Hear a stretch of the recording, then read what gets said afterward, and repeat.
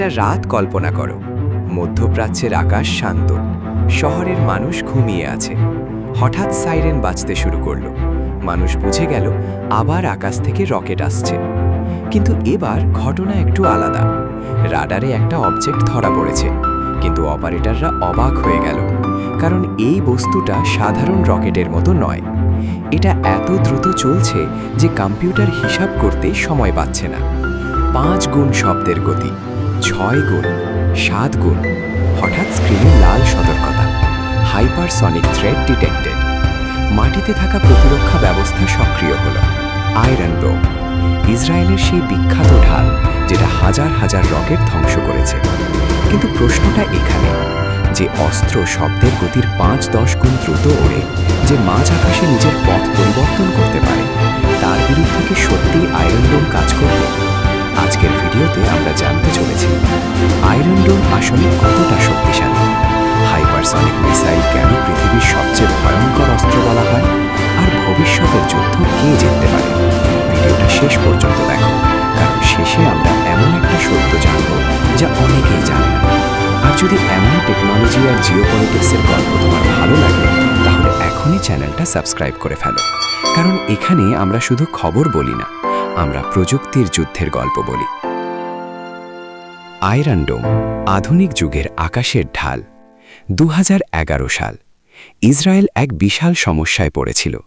গাজা থেকে প্রায় প্রতিদিন রকেট ছোড়া হচ্ছিল। এই রকেটগুলো খুব আধুনিক ছিল না, কিন্তু সমস্যা ছিল সংখ্যা। একদিনে 50টা, 100টা, কখনো 300টা রকেট। এই রকেটগুলো শহরের দিকে পড়লে ব্যাপক ক্ষতি হতো। তখন ইসরায়েল তৈরি করল একটি প্রতিরক্ষা ব্যবস্থা, আয়রন ডোম। এটা আসলে 3টে জিনিসের সমন্বয়: অত্যাধুনিক radar, battle management computer, interceptor missile. প্রথমে রাডার আকাশে আসা রকেট শনাক্ত করে, তারপর কম্পিউটার হিসাব করে এই রকেট কি শহরে পড়বে নাকি খালি জায়গায়। যদি খালি জায়গায় পড়ে, আয়রন ডোম কিছুই করে না, কিন্তু যদি সেটা শহরের দিকে আসে, তাহলে কয়েক সেকেন্ডের মধ্যে একটি ট্যামির ইন্টারসেপ্টর মিসাইল ছোড়া হয়। এই মিসাইল মাঝ আকাশে গিয়ে শত্রু রকেটকে ধ্বংস করে দেয়। একটা অদ্ভুত ব্যাপার হলো, আয়রন ডোম প্রতিটি রকেট ধ্বংস করে না, শুধু যেগুলো বিপজ্জনক সেগুলোই। এই কারণেই এটা এত কার্যকর। অনেক রিপোর্ট বলছে আয়রন ডোম প্রায় 90% রকেট ধ্বংস করতে পারে। এই প্রযুক্তি হাজার হাজার মানুষের জীবন বাঁচিয়েছে। কিন্তু এখানেই একটা বড় প্রশ্ন উঠে আসে। আয়রন ডোম যেসব রকেট থামায়, সেগুলো সাধারণত স্লো ব্যালিস্টিক রকেটস, যাদের গতি তুলনামূলক কম আর পথও মোটামুটি নির্দিষ্ট। কিন্তু পৃথিবীতে এখন এমন অস্ত্র এসেছে যা এই নিয়ম মানে না। হাইপারসনিক মিসাইল, আকাশের বজ্রপাত। ধরা যাক তুমি একটা বুলেট ছুড়লে। বুলেট খুব দ্রুত চলে, ঠিক? কিন্তু হাইপারসনিক মিসাইল সেই বুলেটের থেকেও অনেক দ্রুত।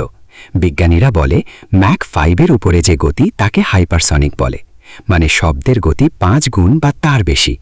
এই মিসাইলগুলো চলতে পারে ম্যাক 7, ম্যাক 10, কখনো ম্যাক 15 পর্যন্ত, মানে প্রতি ঘন্টায় প্রায় 12,000 কিলোমিটার বা তার বেশি। এই গতি এত বেশি যে রাডার যখন বুঝতে পারে, তখন অনেক সময় দেরি হয়ে যায়। কিন্তু গতি একমাত্র সমস্যা না। হাইপারসনিক মিসাইলের সবচেয়ে ভয়ঙ্কর বৈশিষ্ট্য হল এগুলো মাঝ আকাশে পথ পরিবর্তন করতে পারে। সাধারণ ব্যালিস্টিক মিসাইল একটা নির্দিষ্ট পথে চলে, কিন্তু হাইপারসনিক মিসাইল বাঁক নিতে পারে, উপরে উঠতে পারে, নিচে নামতে পারে। এক কথায়, এটা আকাশে একটা ম্যানুভারিং অস্ত্র। এই কারণেই অনেক বিশেষজ্ঞ এটাকে বলে the weapon that ব্রেকস missile defence. আজ পৃথিবীর কয়েকটা দেশ এই প্রযুক্তি তৈরি করেছে, যেমন রাশিয়া, চীন, আমেরিকা, ইরান। রাশিয়ার অ্যাভানগার্ড, চীনের DF-17। এই অস্ত্রগুলো পৃথিবীর সামরিক কৌশল পুরো বদলে দিয়েছে। যদি হাইপারসনিক মিসাইল আয়রন ডোমের দিকে আসে, এখন আসল প্রশ্ন, হাইপারসনিক মিসাইল যদি আয়রন ডোমের দিকে আসে কি হবে? এখানে বিজ্ঞান একটু কঠিন হয়ে যায়, কিন্তু সহজভাবে বলি। আয়রন ডোম ডিজাইন করা হয়েছে শর্ট রেঞ্জ রকেটস থামানোর জন্য, যাদের গতি তুলনামূলক কম। কিন্তু হাইপারসনিক মিসাইল এত দ্রুত যে রাডার যখন ধরবে, তখন প্রতিক্রিয়া করার সময় খুব কম থাকবে। আরেকটা বড় সমস্যা, আয়রন ডোম ইন্টারসেপ্টর মিসাইলের গতি। ট্যামের ইন্টারসেপ্টর খুব দ্রুত হলেও হাইপারসনিক মিসাইলের সমান নয়। এটা যেন এমন একটা স্পোর্টস কার দিয়ে একটা ফাইটার জেটকে ধরার চেষ্টা করা। আর হাইপারসনিক মিসাইল যদি মাঝপথে বাঁক নেয়, তাহলে ইন্টারসেপ্ট করা আরও কঠিন হয়ে যায়। এই কারণেই অনেক সামরিক বিশেষজ্ঞ মনে করেন আয়রন ডোম সরাসরি হাইপারসনিক মিসাইল থামানোর জন্য তৈরি নয়। তাহলে কি হাইপারসনিক মিসাইল অজেয়? বিজ্ঞান বলছে না। মানুষ যখন নতুন অস্ত্র বানায় তখন তার বিরুদ্ধে নতুন প্রতিরক্ষা প্রযুক্তিও তৈরি হয়। এখন আমেরিকা এবং অন্য দেশগুলো কাজ করছে laser defence system, space based sensors, hypersonic interceptor missiles. ভবিষ্যতে হয়তো এমন প্রযুক্তি আসবে যা হাইপারসনিক অস্ত্র থামাতে পারবে, কিন্তু আজকের দিনে এই প্রযুক্তি এখনও পুরোপুরি প্রস্তুত নয়। শেষ সত্য, কে শক্তিশালী? এখন গল্পের শেষ অংশে আসি।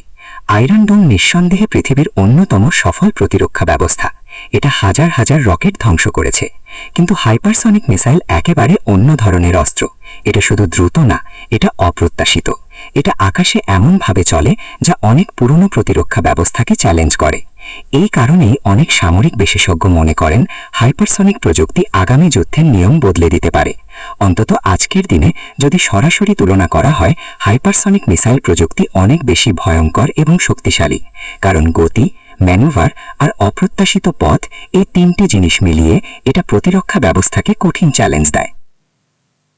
কিন্তু এখানেই একটা বড় প্রশ্ন থেকে যায়, যদি ভবিষ্যতে এমন প্রযুক্তি তৈরি হয় যা হাইপারসনিক মিসাইলের থেকেও দ্রুত, যদি আকাশে লেজার অস্ত্র বসানো হয়, তাহলে কি আবার যুদ্ধের নিয়ম বদলে যাবে? প্রযুক্তির এই দৌড় এখনো শেষ হয়নি। আর মানব ইতিহাসে একটা জিনিস বারবার প্রমাণ হয়েছে, নতুন অস্ত্র এলে তার বিরুদ্ধে নতুন ঢালও জন্ম নেয়।